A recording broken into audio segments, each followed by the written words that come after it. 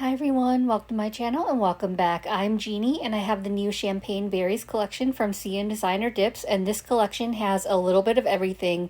So we have a glitter and foil mixture, there's also a UV changer, and there's also a thermal. So let's create a mani together using all these different elements to create something just as fun as this collection.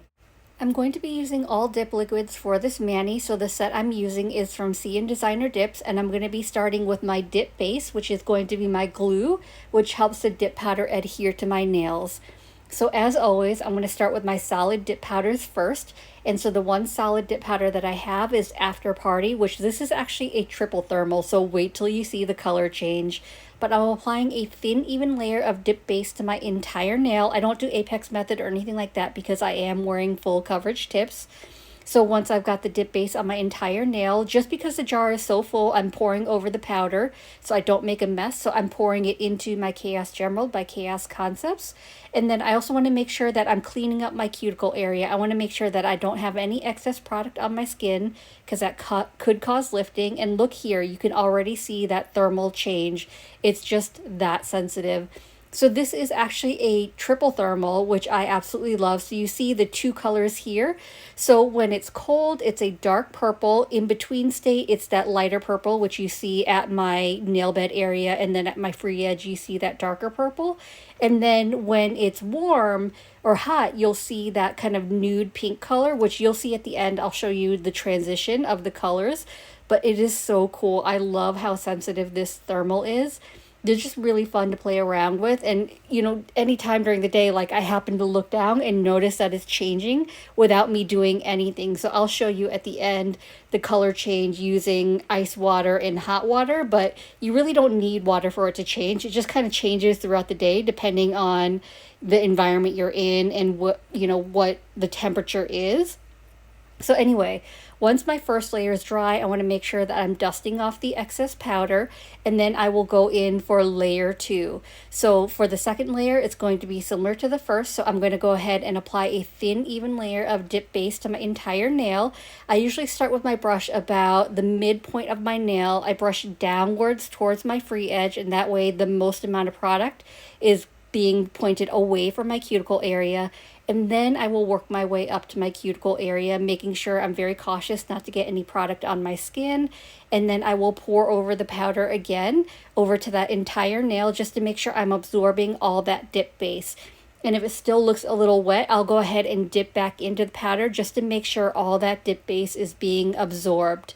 And then make sure I'm taking my precision tool. This one is from CN Designer Dips as well, making sure to clean up my cuticle area because I try to be better about my application of my dip base because the less cleanup, the better, but I always want to make extra sure that I don't have any product on my skin, that I'm cleaning that up just so I have less cleanup to do. And I'll do the same thing for my thumb as well. So my normal process is I always like to do 2 dips of color and then I will cap in clear, and this is no different. That's kind of like the sweet spot for me. But that's on like full coverage tips. If I were doing this on my natural nails, I would probably want a little bit more thickness than just 2 layers. So I maybe do like 3 to 4 layers depending on the dip powder because all powders don't have the same consistency. Some are thinner, some are thicker. So it just depends. But on my natural nails, I do want it to be thicker to avoid any cracking. Speaking of different powders, a lot of thermal powders have a thicker, heavier type consistency because of the thermal powders that are used in them, causing them to kind of feel like wet sand. But I will say that with After Party, it isn't as heavy as some of those formulas that I've used, so it does make it easier. I do have 2 separate jars of clear, one for my solids and one for my glitters. So because this is the only solid that I'm going to be using, I'm going to go ahead and cap this in clear and then activate it before I move on to my other powders because I don't want to contaminate my solid with any foils or glitters. And so I like to cap in clear. I mean, technically you probably don't have to cap your solid in clear, but I prefer it as a 3rd layer just for a little bit more thickness. And that way when I go to file and buff, I'm not filing through the color because I don't want to file off any of that pigmentation. And especially with thermal, it gets difficult to file on a thermal because your color changes, because when you're filing, you're creating heat. So your color is changing. So it's harder to tell whether you have like a smooth surface, whether you're filing consistently because of that color change. So I always like to put on that layer of clear just to protect that. Once the clear is completely dry, I'm going to go ahead and scrub off any of that excess powder with a stiff scrub brush that prevents any graininess or cloudiness. And then I'm going to apply a generous amount of activator to those nails, and the activator is what's going to help prevent any glitters or foils from sticking to that solid nail. So that it also is kind of convenient because by the time I've got my other nails capped and clear and activated, these are already hardened because they've waited well over 2 minutes. So they've already hardened, so I can go ahead and start filing and buffing these 2 nails. And then by the time I'm done with them, I can go ahead and do my other nails as well. I'm now going to move on to Champagne Berries, which is a UV changer. So if you're not familiar with UV sun changers, they change colors with UV exposure. So I went ahead and popped my jar in my lamp. So now you can see instead of that white, it's that berry color. And it's so cool. So you can see at the surface, the light hit it, but it didn't hit underneath there, which is where you can still see that white. So it's really cool. And I have to say, for this UV changer, I find that it actually stays color changed a lot longer than some of the other UV changers I've used. Sometimes when I use a UV changer, literally as soon as I take my hand out of the lamp, it changes back to the color. So it's the hardest time trying to capture that color change. But for this one, you could still see it's still a little bit berry colored. So I'm actually really impressed with this one. But of course, if you are out in the actual sun instead of just indoors using a lamp, you would see that change and it would stay as long as you're in the sun. But I was just showing you using a lamp. I'm going to be using dip top coat, so it's not going to matter. But the one thing I will say is if you're a gel top coat user is you have to be careful when you're using gel top coat and a UV powder, because some gel top coats have a UV blocker in them, and that's to help prevent any yellowing of your mani if you're out in the sun.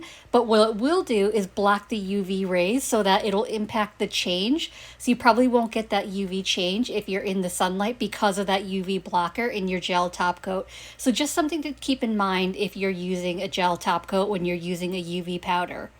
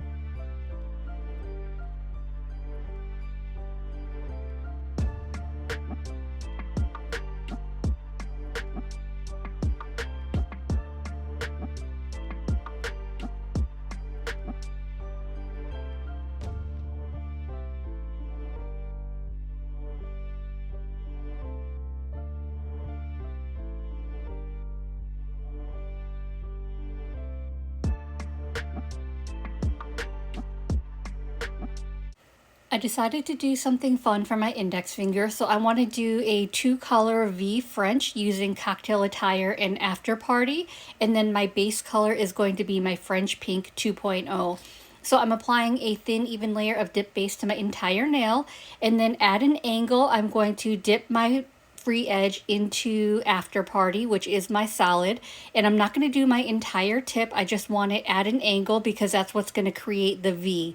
So I'm getting as straight a line as possible, and then once I've got that and I've tapped out the excess, I'm going to now dip the other half of my tip into Cocktail Attire, I believe is the name of the dip.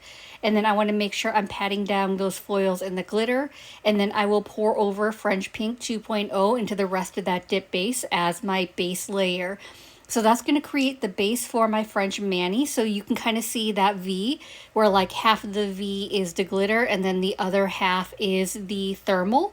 And so I always want to make sure as well that I'm cleaning up my cuticle area, make sure I don't have any excess product. And I also want to make sure that that line is as clean as possible because I'm not going to use any kind of striping tape. So while the dip base is still a little bit wet, I'm just taking that end of my cuticle, not cuticle pusher, precision tool, and I'm just kind of pushing in the glitters and foils a little bit just to make sure that line is as straight as possible. I'm dusting off the excess powder before I go into my second layer, but for my second layer, I decided I wanted more glitter than I wanted solid. So I'm going to be starting with my glitter first and making that the longest line, and then I will do my second part of the V using the solid. Because as you can see, like there's one color overlapping the other, and right now it's the solid, which is the longest line, but I want to make that glitters because I love glitters. But when I'm applying my dip base for my second layer, I want to start at my base area before I go on with the glitters, because I don't want to start in the glitter and drag any glitters up into the base area, if that makes sense. So I went ahead and tapped my jar just to make it as level as possible. And then, like I said, I'm starting with my glitter, which is cocktail attire. I don't know why I can never remember that name. I'm dipping my finger in at an angle, tapping that down, and then once I've got that, I'm going to go ahead and dip the other half of my nail into the solid to soak up that dip base, making sure I want to keep the same line. So I want to go up to the first line that I did, and then once I've got that down, I'm going to go ahead and pour over the French Pink. Now you may have noticed I did get some of that glitter into the Chaos Gemerald where I'm pouring over my French Pink. So that's just going to be a wash for me. It's either going to go in a dump jar where I have all my excess powders, but I'm not going to pour that back into my jar of French Pink because I don't want to contaminate that whole jar.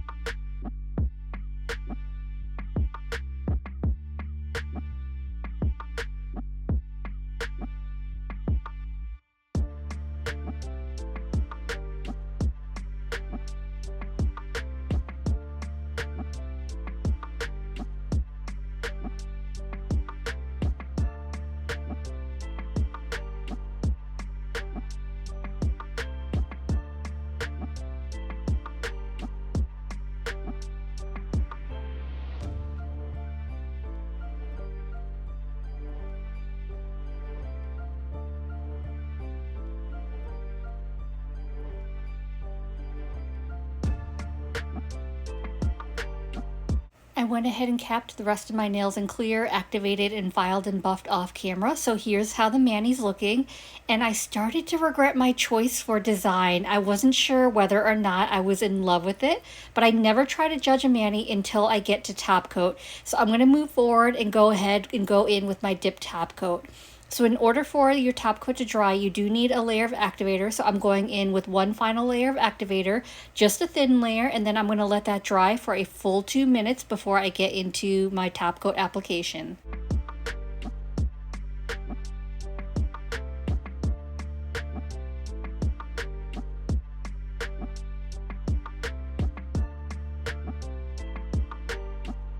For my first layer of dip top coat, I'm going to apply it in 2 to 3 really quick swipes on each nail, making sure to wipe my brush on a lint-free wipe in between each nail to remove any excess activator, and pay attention to my ring finger. So as the dip top coat is interacting with the activator, it's heating up and you can start seeing my finger turn that nude pink. So that's how sensitive this thermal is. It was so fascinating to watch. And when I say heating up, I don't feel it at all. There's no uncomfortableness, there's no pain. It's just the way the two products are interacting together. So I just wanted to make sure I didn't scare you when I said that. So once my first layer was done, I'm going in with my second layer of dip top coat. So I'm making sure that I have my entire nail covered in case I missed any spots on my first layer. And I'm also making sure that I'm capping my free edge for longevity.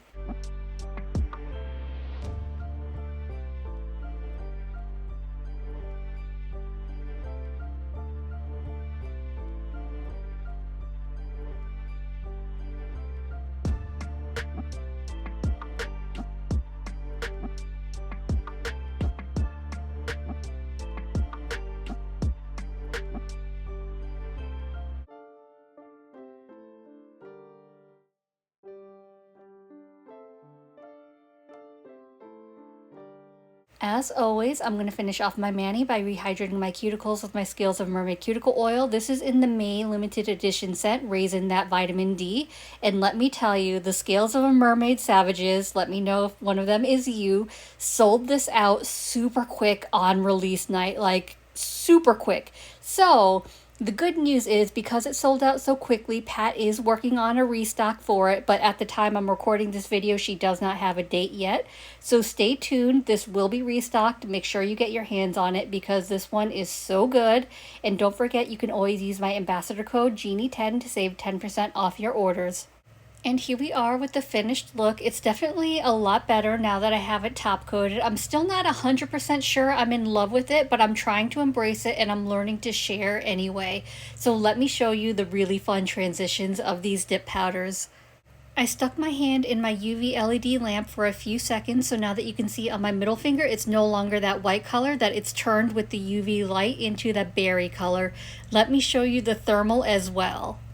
So I've got my 2 cups of water. I've got a cup of ice water and a cup of hot water. So I want to show you that thermal change. So starting with the ice water, when cold, the thermal turns into that dark purple color.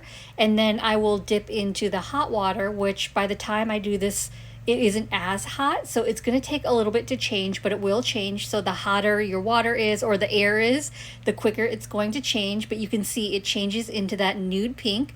The fascinating thing is, which I don't know if you noticed on my index finger where that V French is that nude pink is actually the same color as French Pink 2.0. So that part of the line of my V French disappears, which is just so cool. This was so fun to play with. I love thermals so much. But you don't have to have water. It's just the temperature of your air, of your hands, that's going to help it change. You don't have to do water. So anyway, that pretty much wraps up today's video as I kind of play with this. I hope this video was helpful. I hope you enjoyed it. And if you did, I'd appreciate it if you gave this video a thumbs up. It lets me know to continue creating content like this. And it also helps YouTube recommend me to others, which helps grow my channel. And if you haven't already, please consider subscribing. I upload content every Monday and Thursday at 9:30 a.m. Eastern Standard Time. As always, I appreciate you being here. Thank you so much for watching, and I will see you in the next one. Bye.